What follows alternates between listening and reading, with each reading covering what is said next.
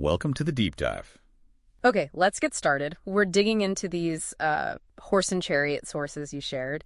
It's about that incredible power locked up inside you, your passions, emotions, impulses, appetites. Yeah, and straight away, these sources challenge a very common way of thinking. We often treat our passions like enemies, don't we? Something problematic that needs stamping out. Exactly. But the core idea here, pulled from these, ancient wisdom texts and spiritual writings, is that passions aren't inherently bad or sinful or shameful. They just are power, pure energy, really. Right. The key distinction they make isn't if you have passions everyone does. It's about whether they're running the show or if you are guided by something. Well, higher. This power, it can build you up or tear you down. It can liberate or enslave. Okay. So our mission for this dive is to pull out the key insights. How do we understand this force? How do we channel it? Maybe even master it, according to these sources. How do they illustrate this idea of passions needing direction? Well, they use some really vivid analogies. First up, there's the horse. Like in Sirach, an untamed horse becomes stubborn. If your passions just run wild like an unbroken horse, well, it's chaos. They drag you all over, waste your energy, maybe pull you towards destructive paths, what the sources might call the dust of sin. But here's the interesting part, right? That same powerful animal, when it's trained, when it's guided, it becomes your strength. It's the same energy, but now it's working for you. Directed, purposeful. Yeah, exactly.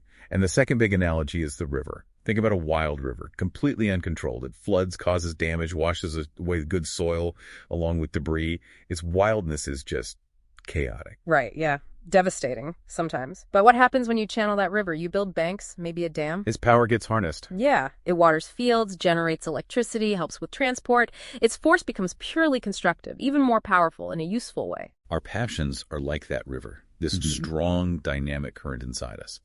But if there's no structure, no virtue, they overflow. That can look like impulsive anger or, self-destructive habits, deep despair, maybe even corrosive pride. Okay, so if passions are the river, what are the riverbanks? What's the channel or the dam in this picture? That's where virtue comes in. And in this context, virtue isn't just being vaguely good. These sources talk about virtues as specific practiced habits, dispositions of the soul, you could say. They guide and direct those internal forces. Virtue takes the raw power of passion and refines it. Points it towards something constructive. I see. So virtue isn't about killing the passion, like turning off the river. It's about giving it a safe and productive path to flow down. How does that actually work, though, according to these texts? Well, take anger. Unchecked, it's just destructive rage, right? But channel that same energy through, say, the virtue of justice, or maybe righteous zeal, and it becomes the power to fight for what's right, or desire. Unchecked, it could be gluttony or lust.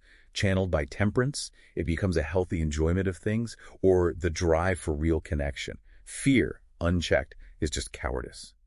But channeled by fortitude, by courage, it becomes the strength to act despite the danger, using that energy, that flight energy, for steadfastness. That's fascinating. The goal isn't getting rid of the feeling itself. It's, as these sources often put it, to sanctify it, make it holy, direct its flow towards something divine.